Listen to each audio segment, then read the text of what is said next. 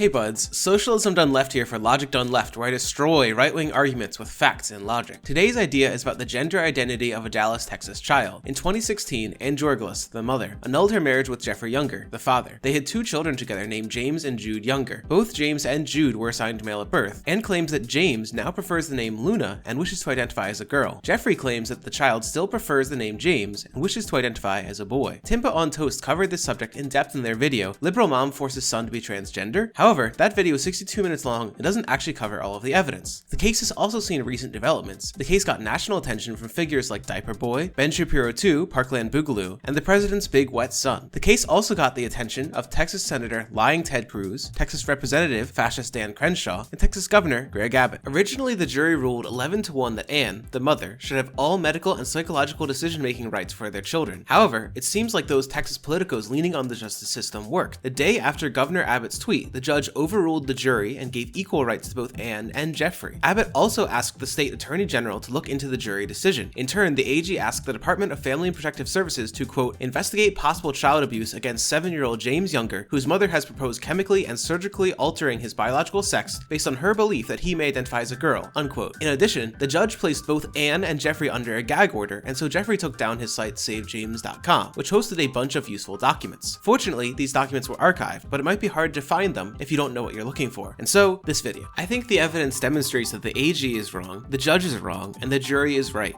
I'll warn you in advance that this video will be pretty boring, since I'm just going to be reading transcript quotes and occasionally playing video quotes. I will go over 4 sources of evidence in this video. 1. Statements by professionals about Luna's gender. 2. Statements by Georgulas, the mother. 3. Statements by Jeffrey Younger, the father. And 4. A video popularized by the father. Section 1. The professionals. In cases like this, I usually trust experts over laymen. Fortunately, 5 professionals have reviewed the gender identity of Luna Younger. Let's do them chronologically. First, Dr. Jennifer Pape. Pape is a pediatrician at 18 and under MD. She has no special experience with transgender patients. She's also married to a local church pastor. Pape is Luna's pediatrician, and she noted 2 facts. First, James started calling themselves Luna. Quote, over the last several months, they have started asking to be called Luna instead of James, unquote. Second, James started wearing girls' clothing. Interestingly, quote, Dad is very opposed and will not allow Luna to dress in girls' clothing, unquote. As a result, Pape diagnosed Luna with, quote, gender identity disorder in a pediatric patient transgender, unquote. Pape's analysis strongly supports Ann's views. Second, Miss Rebecca Uhr.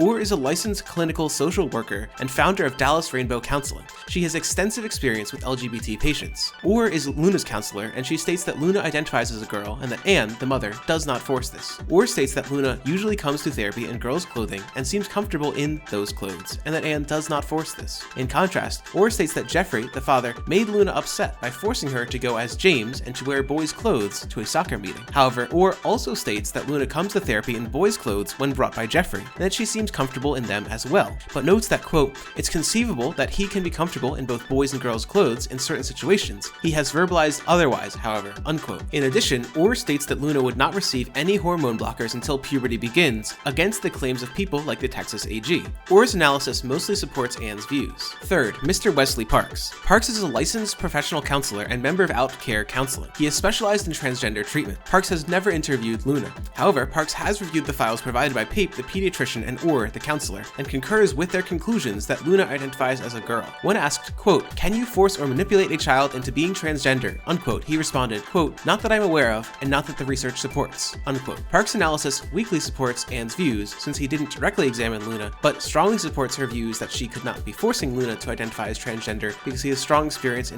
the transgender field in general. Fourth, Miss Jasmine Jackson. Jackson is the DFPS agent assigned to the 2 DFPS cases between Ann, the mother, and Jeffrey, the father. Jackson interviewed Luna, Jude, and several of their school teachers at their school without Ann or Jeffrey's foreknowledge. Jackson states that the principal states that she has no concerns of either child being pressured to identify with a gender. Jackson states that Luna's homeroom teacher states that Luna prefers to be called Luna and is not being pressured to identify as female. Jackson states that Jude Younger, Luna's brother, states that Luna identifies as a girl, that Jeffrey prevents Luna from wearing girls' clothes, and that this makes Jude feel sad. Finally, Jackson states that Luna herself states that she chooses to identify as a girl, that Ann lets her choose how to identify and how to dress, that she asks Ann to paint her nails, that Jeffrey prevents her from wearing girls' clothes, and that she is sometimes afraid of Jeffrey because he prevents her from doing so. Jackson analysis very strongly supports Ann's case. Fifth, we have Dr. Benjamin Albritton. Albritton was the court-appointed custody evaluator who interviewed and spent time with the children when they were with Ann and with Jeffrey. Albritton Albertin wrote a report that also diagnosed Luna with gender dysphoria and also recommended social transition for Luna. Albertin's report strongly supports Anne's views. In short, every professional agrees that Luna identifies as a girl and is not being forced to do so. I think that the case could be decided on this evidence alone, but we're not done yet.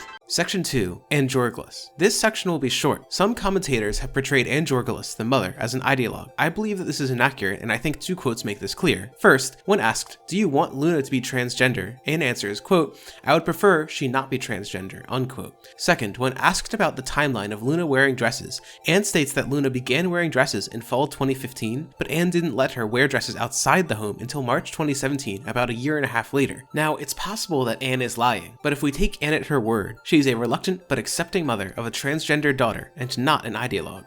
In contrast to Anne, we have numerous reasons to distrust Jeffrey Younger, the father. He has lied on the record, he has broken court orders, he does not give Luna gender freedom, and he has likely benefited financially from this case. First, the lie. In the court transcript, Jeffrey states that faith-based objections don't play into his objection to Luna's identity at this time. This is directly contradicted by his other statements. In a speech to the Texas Faith and Family Day, he stated the following: "I cannot try to convince my son that he is a boy. Now that means I've been unable to teach him traditional Christian teachings on sexuality and gender, and I can't let him go to Sunday school because in my church, pretty much like yours, we teach this as just men and women." Christian traditional teachings on sexuality and gender certainly seem at odds with a transgender kid, and in the Victoris Libertas podcast, he stated the following: "So that means if I take him to school, I have to take him as a girl. Since it's totally against my religious beliefs to affirm him as a girl, it's against my own understanding of the science, and it's actually just an affront to my common sense, and it's a complete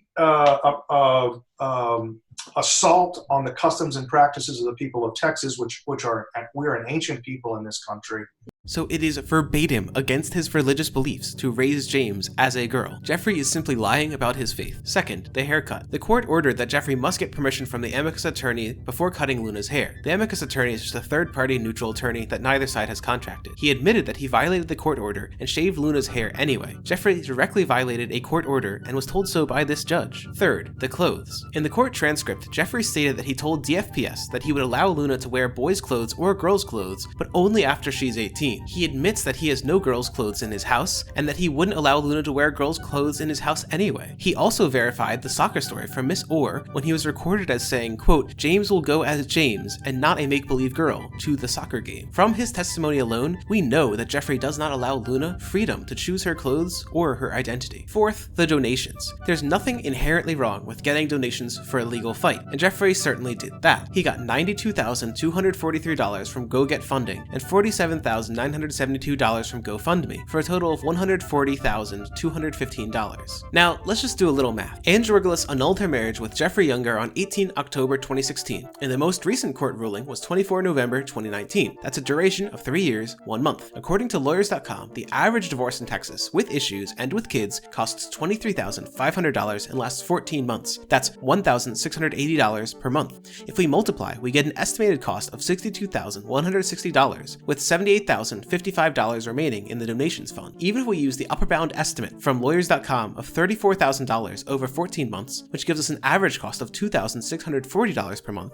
and an estimated cost of $97,700, there'd still be about $42,500 remaining from the donation. It seems likely that Jeffrey Younger probably gained a significant chunk of change from this whole ordeal, and has not. In summary, Jeffrey Younger is not a reliable source. Section 4. The video. Finally, there's this video of Luna Younger filmed and popularized by Jeffrey Younger. I'll only interrupt it once. Let's play. You're a boy, right?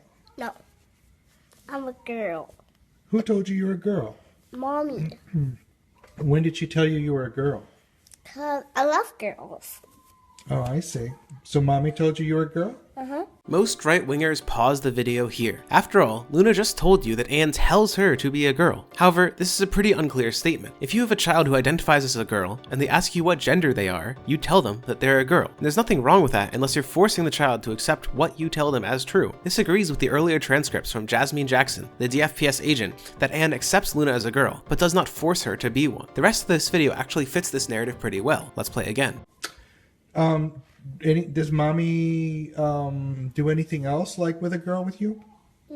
Like what? Like dresses. What does she do? She do put them on me. She puts dresses on you? Oh, wow. And what else does she do? She buys my headbands, Uh-huh. and she get me hair clips, Oh, hair clips? Okay. What else? some microphones, What else? like a skeleton. Does she do anything with your fingers? Yeah. What? She paints my nails. Why does she do that? Cause I love like nail polish. Oh. So mommy puts you in a dress and puts nail polish on you? And what does mommy tell you? She tells me I'm a girl. Oh, okay. Do you think you're a girl? Uh-huh. You do? Is that why you wear this, so that you can have long hair? Okay.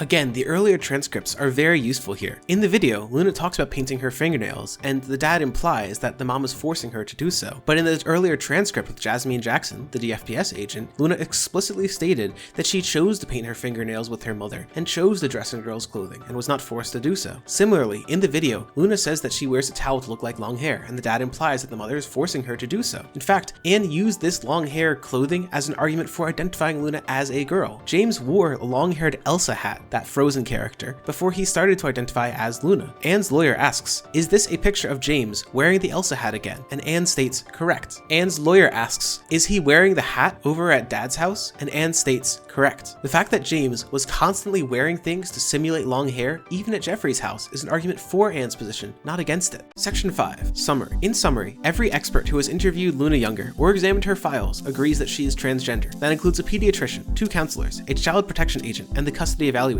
Her mother, Anne Georgulas, accepts Luna's identity somewhat reluctantly instead of forcing it upon her. Luna's father, Jeffrey Younger, has lied on the record, has broken court orders, does not give Luna gender freedom, and has likely benefited financially from this case. And finally, the video touted as proof that the mother forces femininity onto Luna proves no such thing. This entire case is an example of conservative media lying about the details of something and conservatives uncritically accepting it as truth. If you enjoyed the video, please force the thumbs up identity onto the like button, and feel free to identify as a subscriber. I want to thank my patrons for feeding my video production habit, which is Shane, Kira, and Ratpack, and that's all. Have a great day.